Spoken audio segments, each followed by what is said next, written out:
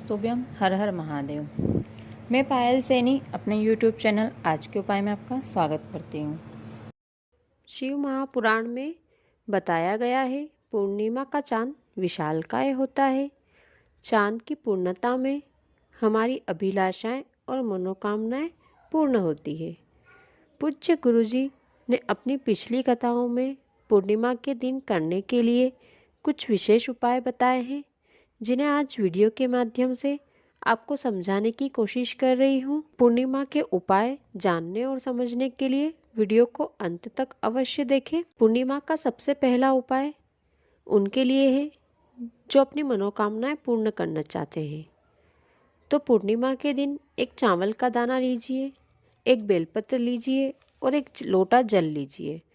अब सबसे पहले शिवलिंग पर एक चावल का दाना समर्पित कीजिए।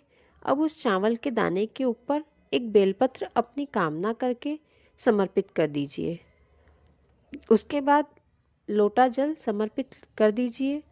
वो जल झेलकर अपनी आँखों पर लगा लीजिए। अब चंद्रमौली महादेव का स्मरण करके ध्यान करिए और मन में अपनी मनोकामना कर लीजिए। जब आप बेलपत्र चढ़ाएं, बेलपत्र की डंडी का मुख आपकी तरफ होना चाहिए, जिस तरफ आपने चावल का दाना चढ़ाया है। अगली पूर्णिमा तक भोले बाबा आपकी मनोकामना अवश्य पूर्ण कर देंगे।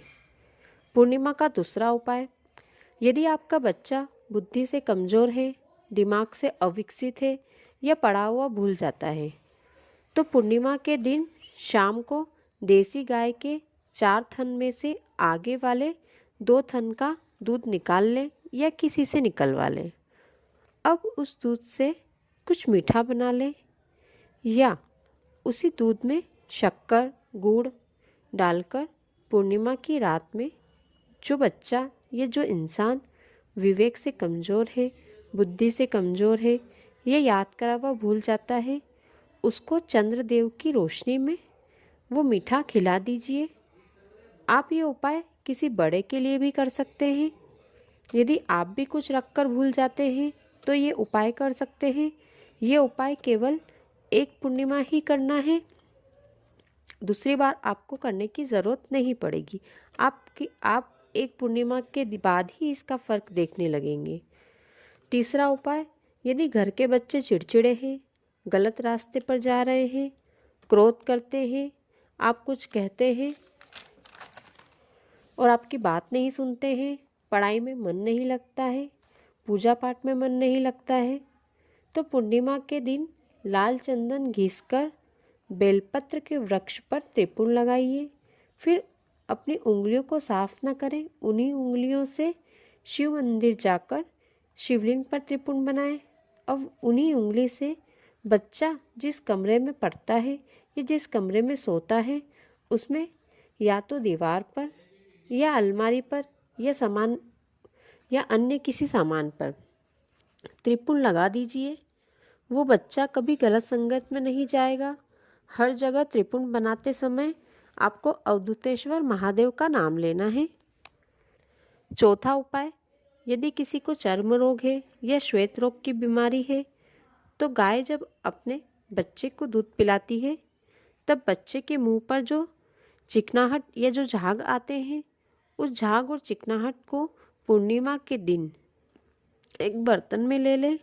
अब पूर्णिमा की रात चांद की रोशनी में वो झाग अपने रोग पर लगा लीजिए। केवल 2 पूर्णिमा आपको ये उपाय करना है। आपके शरीर की चमड़ी पूरी एक जैसी हो जाएगी, आप खुद इसका फ़र्क देखने लगेंगे। 5वां उपाय उनके लिए है जिनका व्यापार नहीं चल रहा है, जिनके पास लक्ष्मी नहीं टिक रही है या जिसके घर में पैसा नहीं आ रहा है, और अगर पैसा आ रहा है तो पैसा टिक नहीं रहा है। आप 100 रुपये कमाते हैं, आपके यहाँ 200 रुपये खर्च हो जाते हैं। तो इसके लिए आपको एक बेलपत्र लीजिए, उस बेलपत्र को अपनी हथेली पर रख लें। अब उस बेलपत्र के ऊपर एक लोटा जल का रख लें।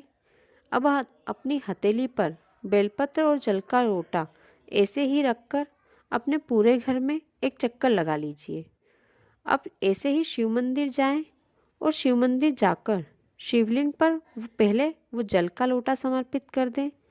अब अपनी कामना करके कुंदकेश्वर महादेव का नाम लेकर बेलपत्र समर्पित कर दें। अब जो जल आपने चढ़ाया है उस चढ़े हुए जल को झेलकर घर लाकर घर में उस जल को छिड़क दें।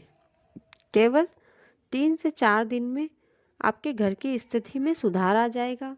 आप खुद फर्क महसूस करने लगेंगे। वीडियो को अंत तक देखने के लिए धन्यवाद। वीडियो अच्छा लगा हो तो वीडियो को लाइक और शेयर करें। कमेंट में हर हर महादेव लिखें। साथ ही चैनल को सब्सक्राइब कर लें। धन्यवाद।